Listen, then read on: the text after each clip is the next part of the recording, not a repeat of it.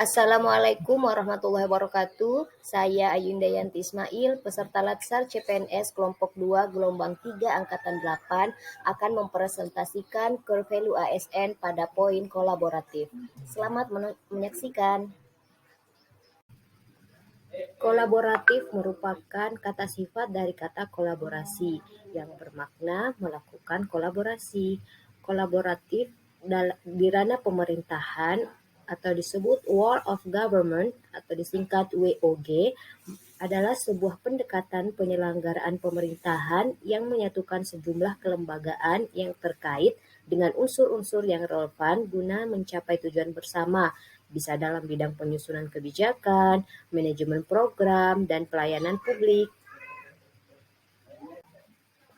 Adapun yang menjadi dasar hukum dari World of Government atau WOG adalah Undang-Undang Nomor 30 Tahun 2014 terletak pada Pasal 34 Ayat 4 yang menyebutkan penyelenggaraan pemerintahan yang melibatkan kewenangan lintas badan dan atau pejabat pemerintahan dilaksanakan melalui kerjasama antar badan dan atau pejabat pemerintahan yang terlibat, kecuali ditentukan dalam ketentuan peraturan perundang-undangan.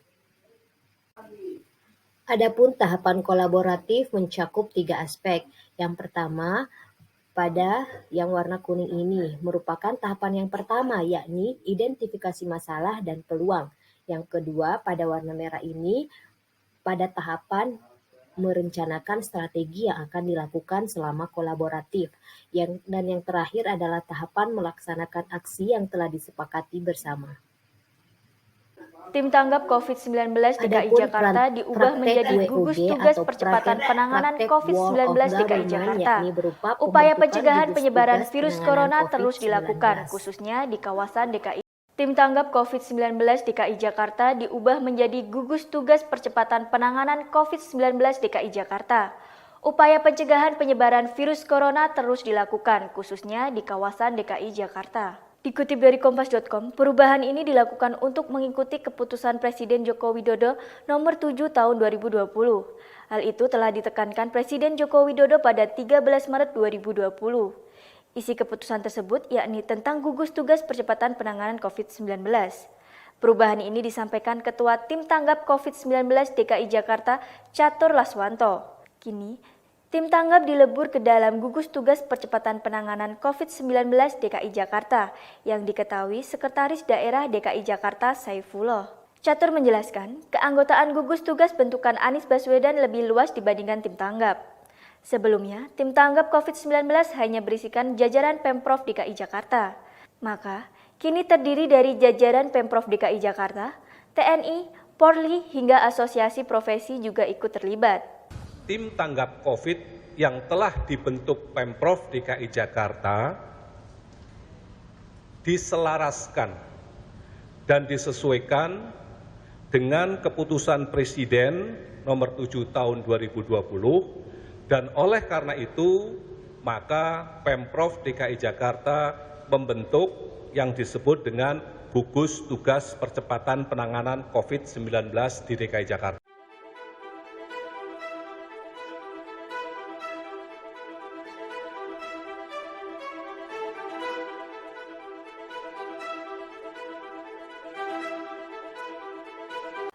Bentuk World of Government ada 4. Yang pertama, penyatuan pemberi layanan kepada publik.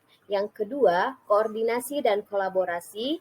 Yang ketiga, kontrol politik dan otonomi administrasi. Dan yang terakhir adalah konsep-konsep perekat budaya. Kami akan memberikan contoh pada yang poin nomor 3, yakni bentuk WOG pada kontrol politik dan otonomi administrasi. Dengan Inggris yang membahas sejumlah hal menarik terutama rencana investasi, kemudian energi terbarukan. Seperti apa ini rencana hari kedua juga selain Anda memberikan summary terkait dengan pertemuan mungkin kemarin. Anda bisa sedikit memberikan summary terkait pertemuan hari pertama. Tadi salah satu berita yang saya bacakan adalah pertemuan Menteri Luar Negeri Indonesia dengan Inggris yang membahas sejumlah hal menarik terutama rencana investasi, kemudian energi terbarukan.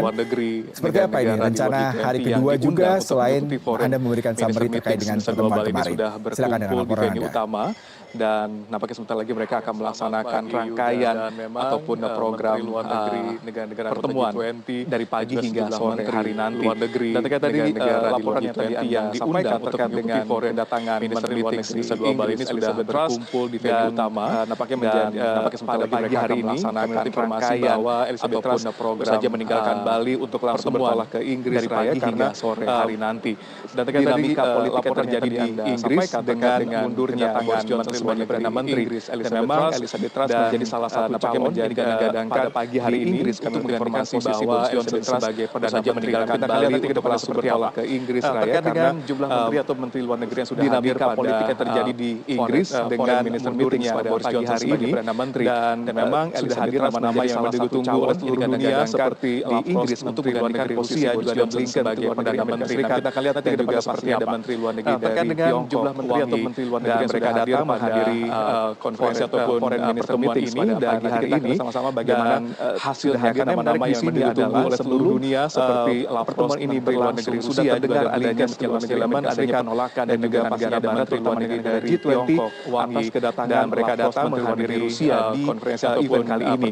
Namun kita akan sama-sama bagaimana hadir hasilnya, karena yang menarik di sini dari G20 dan juga Asia menurut Rusia sudah hadir ini berlangsung sudah mendengar adanya ruangan adanya penolakan dari negara-negara barat ada beberapa isu yang akan diangkat pada kedatangan pertama menteri luar negeri Rusia di event kali ini, lateralisasi dan juga terkait dengan mencari solusi atau nama-nama penting dari G20 dan juga Asia menurut Rusia sudah hadir. Kita akan lihat bagaimana dinamika di dalam ruang pertemuan nanti. Isu inilah yang dan ada beberapa isu yang dibahas akan diangkat pada pertemuan kali ini. Yang pertama adalah terkait dengan pertemuan ini, karena kalau kita merujuk dari lateralisasi dan juga terkait dengan luar negeri Indonesia ataupun dengan sejumlah menteri luar negeri negara-negara dan juga tingginya harga komoditas secara sebagian besar mereka mengangkat tema-tema yang juga diangkat isu inilah yang nampaknya akan banyak dibahas pada pagi hingga sore hari ini. Saya coba sampai sedikit Yuda terkait dengan merujuk dari sejumlah pertemuan bilateral antara menteri luar negeri Indonesia dan menteri luar negeri seperti negara-negara luar negeri dari Korea Selatan, memang sebagian besar mereka mengangkat tema-tema yang juga diangkat berkomitmen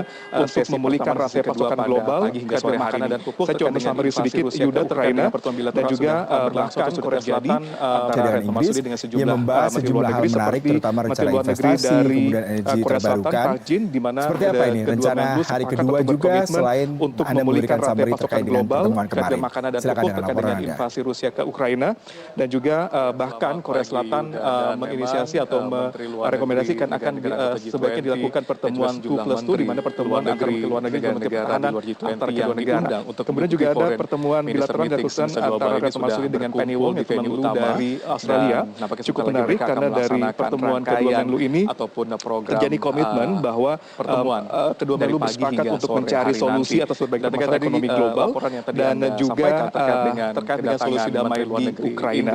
Dan juga ada pertemuan antara Retno Marsudi dengan menteri luar negeri Tiongkok, yaitu Wang Yi, di mana dari kedua Menlu ini mereka sepakat untuk meningkatkan kerjasama ASEAN dan juga dinamika politik yang terjadi di Inggris dengan diperlukan adanya solidaritas suara dari Perdana Menteri negara berkembang untuk mengakhiri ataupun menghentikan perang di Ukraina dan juga adanya integrasi dalam memulihkan pasokan. Nah, kita akan lihat nanti ke depannya seperti apa. Juga komoditas secara global. Jumlah menteri atau menteri luar negeri yang sudah hadir terima kasih untuk laporan langsung Anda dari Nusa Dua Bali. Selamat pagi hari ini dan Cukup sekian, terima kasih sudah menonton. Dukung terus channel aku ya di @ayuismail. Wassalamualaikum warahmatullahi wabarakatuh.